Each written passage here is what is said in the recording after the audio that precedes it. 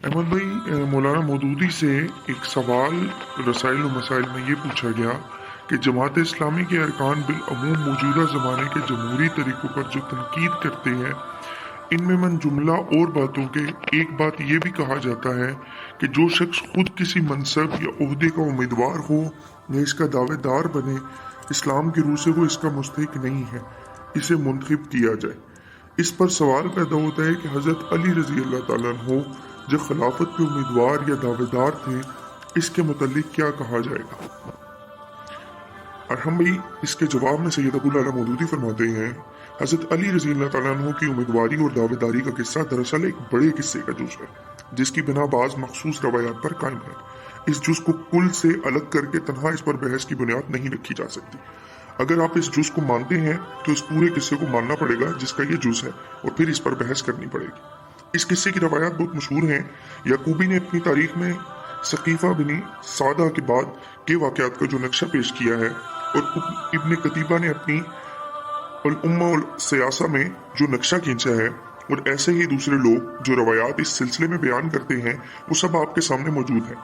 अगर आप इस तारीख को बावर करते हैं तो फिर आपको अल्लाह के रसूल सल्लल्लाहु अलैहि वसल्लम, मुबलिग कुरान, दाई इस्लाम, मुस्की नफूस की शख्सियत पर और इनकी तालीम और तरबियत के तमाम असरात पर खत्ते नस खींच देने पड़ेगा, और ये तस्लीम करना होगा कि इस पाकीज़ा तरीन इंसान की 23 साल तबलीग हदायत से जो जमात तैयार हुई थी, और इसकी क़यादत में जिस जमात की बदर ओहद और अहज़ाब व हुनैन के मार के सर करके इस्लाम का झंडा दुनिया में बुलंद किया गया था, इसके अखलाक, इसके ख्यालात, इसके मकासद, इसके इरादे, इसकी ख्वाहिशात और इसके तौर तरीके आम दुनिया परस्तों से ज़र्रा बराबर में मुख्तलिफ ना थे। इस तारीख में हमारे सामने कुछ इस तरह का नक्शा आता है कि एक हौसलामंद शख्स ने कई साल की जांफशानी से लड़ भिड़ कर एक मुल्क फतह किया था और अपने जोर बाजू से एक सल्तनत कायम कर ली थी। फिर कज़ाए इलाही से इसने वफात पाई। इसकी आंख बंद होते ही इनके रफीकों से साथियों ने, जो सब के सब इसके बनाए हुए आदमी थे और जिन पर वो तमाम उम्र एतमाद करता रहा, यकायक आंखें फेर ली। अभी इसके घर वाले इसकी तजहीज़ और तकफीन ही में मशगूल थे कि इसके साथियों को ये फिक्र पड़ गई कि किस तरह तख्त शाही पर कब्जा कर लें। चनाचा वो जमा हुए और पहले आपस में झगड़ा करते थे। हर एक चाहता था कि ये लुकमा तर मेरे मुंह में आए। आखिर बड़ी रद्दोकत के बाद उन्होंने अपने में से एक को बादशाह के लिए मुंतखब कर लिया। ये कार्रवाई जब मुकम्मल हो गई तो बसल्तनत के खानदान वालों को इसकी खबर पहुंची और इनके हाथों के तोते उड़ गए। मरहूम का बेटा तो था नहीं, एक दामाद था। वो बिपर के आगे मेरे होते और कौन वारिस ताज व तख्त हो सकता है। बेटी भी पेचोताब खाने लगी कि जो सल्तनत इसके बाप ने बरसों की जांफशानी से कायम की थी, इस पर दूसरों को कब्जा कर लेने का क्या हक है। पहले तो खानदान वाले आपस में सर जोड़कर मशवरे करते रहे, फिर उन्होंने मरहूम बादशाह के पुराने साथियों को इसके एहसानात याद दिलाकर अपील करना शुरू कर दी और पब्लिक में अपने हक का मुतालबा किया। मरहूम का दामाद इसकी बेटी की को दार सल्तनत के महलों में लेप फिरता रहा और एक एक बासर कबीले में इसे ले गया ताकि शायद इसकी फरियाद से लोगों के दिल पिघल जाए। मरहूम बादशाह की कब्र को भी बखताब करके दुहाइयां दी कि शायद यही अपील कारगर हो जाए, मगर किसी ने सुनकर ना दी। आखिर बेचारा थक हार कर बैठ रहा, और जब मरहूम की बेटी भी, जो इसके दावे की असल बुनियाद थी, दुनिया से रुखसत हो गई, तो इस गरीब ने जाकर बादल नखास्ता गाजिब तख्त की अतात कबूल कर ली। मगर दिल में वो बराबर पेचोताब खाता रहा और वक्तन फवक्तन अपने इस पेचोताब का इजहार भी किसी न किसी तरह करता रहा। क्या वाकया यही तस्वीर है मोहम्मद सल्लल्लाहु अलैहि वसल्लम और इनके अहले बैत और इनके असहाब कुबार की? क्या अल्लाह के रसूल सल्लल्लाहु अलैहि वसल्लम की यही पोजीशन थी कि वो दुनिया के आम बानियाने सल्तनत की तरह एक सल्तनत का बानी था?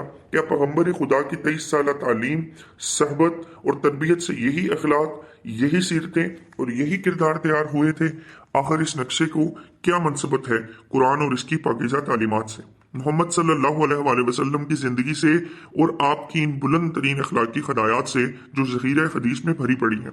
हज़रत अली और हज़रत फातिमा की इन सवाने हयात से, जिनमें इस एक किस्से के सिवा दुनिया तलबी का कोई शायबा तक नजर नहीं आता, अबू बकर और उमर की इन जिंदगियों से, जिनका कोई रंग भी दुनिया के भूखे लोगों के रंग ढंग से नहीं मिलता, और सहाबा कराम रजी अल्लाह ताला अन्हों की इन सीरतों से, जिनके मजमूए में इस दास्तान के खींचे हुए नक्शे को रख कर दिखा जाए, तो किसी तरफ से भी इसका जोड़ इनके साथ बैठता नजर नहीं आता।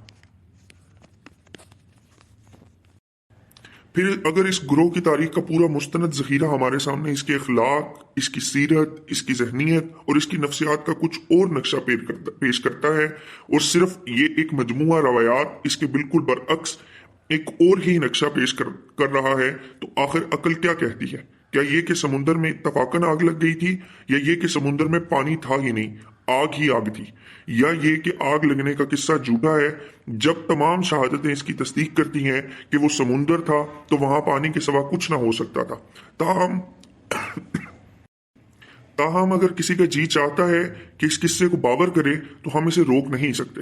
تاریخ کے صفحات تو بہرحال اس سے آلودہ ہی ہیں، مگر ہم پھر ساتھ ہی یہ ماننا پڑے گا کہ حاکم بدہن رسالت کا دعویٰ محض ایک ڈھونگ تھا۔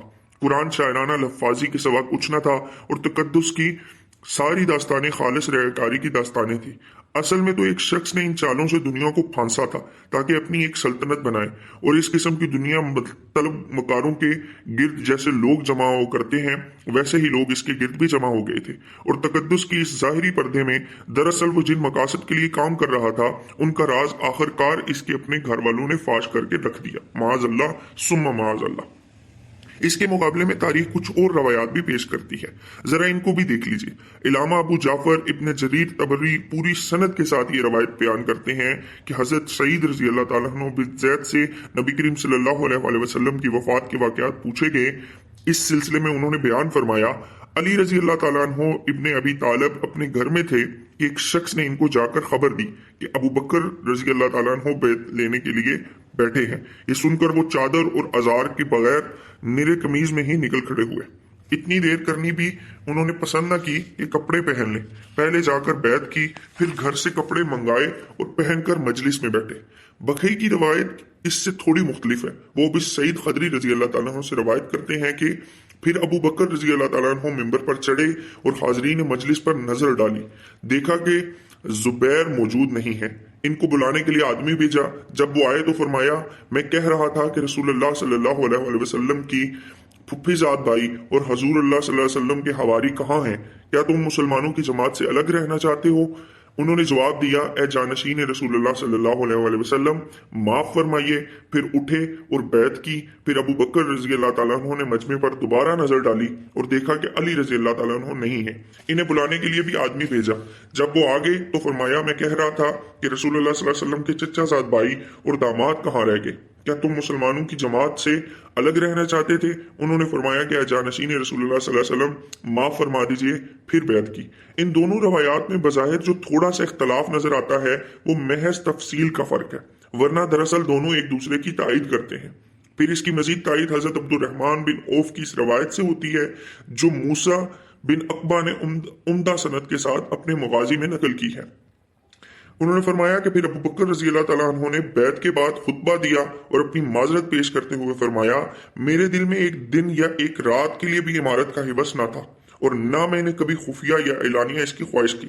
سب مہاجرین نے حضرت ابو بکر رضی اللہ تعالیٰ عنہ کی اس تقریر کو خاموشی سے سنا، البتہ علی رضی اللہ تعالیٰ عنہ اور زبیر رضی اللہ تعالیٰ عنہ نے اتنا کہا کہ ہم کو شکایت صرف اس بات کی ہے کہ ہمیں مشورے میں شریک نہیں کیا گیا، ورنہ ہم بھی ابو بکر کو سب سے زیادہ مستحق سمجھتے ہیں۔ وہ رسول اللہ صلی اللہ علیہ وسلم کے رفیق غار ہیں، ان کے شرف اور ان کے تجربہ کاری کو ہم اعتراف ہے، اور رسول اللہ صلی اللہ علیہ وسلم نے اپنی زندگی میں انہی کو اپنی جگہ نماز پڑھانے کے لیے کھڑا کیا تھا۔ پھر علامہ ابن کثیر البدایہ والنہایہ میں اپنی یہ تحقیق پیش کرتے ہیں کہ حضرت علی رضی اللہ تعالیٰ عنہ حضرت فاطمہ رضی اللہ تعالیٰ عنہ کے ساتھ حاطر کے پاس خاطر سے 6 مہینے تک خانہ نشین رہے، کیونکہ وہ تقسیم میراث کے معاملے میں حضرت ابو بکر رضی اللہ تعالیٰ عنہ سے ناراض ہو گئے تھے۔ حضرت علی رضی اللہ تعالیٰ عنہ نے یہ مناسب نہ سمجھا کہ نبی کریم کی وفات سے جو داغ ان کے دل کو لگا ہے اس پر کسی ادنا وجہ ملال کا بھی اضافہ ہو۔ بعد میں جب حضرت فاطمہ رضی اللہ تعالیٰ عنہ کا انتقال ہو گیا تو حضرت علی رضی اللہ تعالیٰ عنہ نے دوبارہ حاضر ہو کر حضرت ابو بکر رضی اللہ تعالیٰ عنہ سے بیعت کی، تجدید کی اور معاملات میں حصہ لینا شروع کیا۔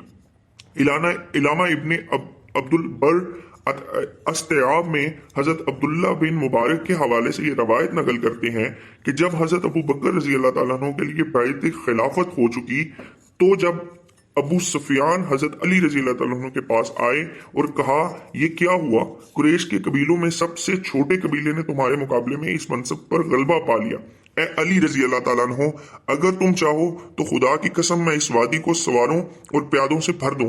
اس پر حضرت علی رضی اللہ تعالیٰ عنہ نے جواب دیا، تم ساری عمر اسلام اور اہل اسلام کی دشمنی کرتے رہے، مگر تمہاری دشمنی سے اسلام اور اہل اسلام کا کچھ بھی نہ بگڑ سکا۔ ہم ابو بکر رضی اللہ تعالیٰ عنہ کو اس منصب کا اہل سمجھتے تھے۔ ہم خواہ مخواہ کسی کے ساتھ بحث و مناظرے میں نہیں الجھنا چاہتے۔ ہم نے یہ دونوں تصویریں پیش کر دی ہیں۔ اب ہر صاحب عقل کو خود سوچنا چاہیے کہ ان میں سے کون سی تصویر مبلغ قرآن صلی اللہ علیہ وسلم اور آپ صلی اللہ علیہ وسلم کے اہل بیت اور اصحاب کبار کی سیرتوں سے زیادہ مناسب رکھتی ہے۔ اگر پہلی تصویر پر کسی کا دل ریجھتا ہو تو ریجھے، مگر اس کے ساتھ ایک امیدواری دعویٰ داری کا مسئلہ ہی نہیں، پورے دین و ایمان کا مسئلہ حل طلب ہو جائے گا۔ اور اگر کوئی اس دوسری تصویر کو قبول کرے تو اس میں سرے سے اس واقعے کا کوئی وجود ہی نہیں ہے کہ حضرت علی رضی اللہ تعالیٰ عنہ منصب خلافت کے امیدوار یا دعوے دار تھے۔ احمد بھائی، اس سوال کے جواب میں بہترین انداز میں سید ابو العلا مودودی نے دو مختلف تصویروں کے ذریعے سے یہ غلط فہمی کو سرے سے ہی ختم کر دیا کہ حضرت ابو بکر صدیق رضی اللہ تعالیٰ عنہ اور حضرت علی کے درمیان شاید خلافت کو لے کر کوئی جھگڑا یا کوئی غلط فہمی تھی۔ جس طرح سید ابو العلا مودودی نے دو مختلف روایات کو یہاں پہ رقم کر کے یہ بات کو ظاہر کیا کہ وہ صرف وقت کی دیری اور صرف مشاورت کی وجہ سے حضرت علی نے ایک چیز پہ بات کی، جبکہ انہوں نے یہ بتایا کہ مجھے اس پہ بالکل بھی کوئی اعتراض نہیں اور میں خود بھی حضرت ابو بکر صدیق رضی اللہ تعالیٰ عنہ کو خلیفہ کے لیے بہتر سمجھتا ہوں۔ اور آخر میں انہوں نے اس بات کی وضاحت بھی کی کہ میرے دل میں کوئی لالچ بھی خلافت کے لیے بالکل نہ تھی، اور میں منصب میں حضرت ابو بکر صدیق رضی اللہ تعالیٰ عنہ کو اس چیز کا اہل سمجھتا ہوں۔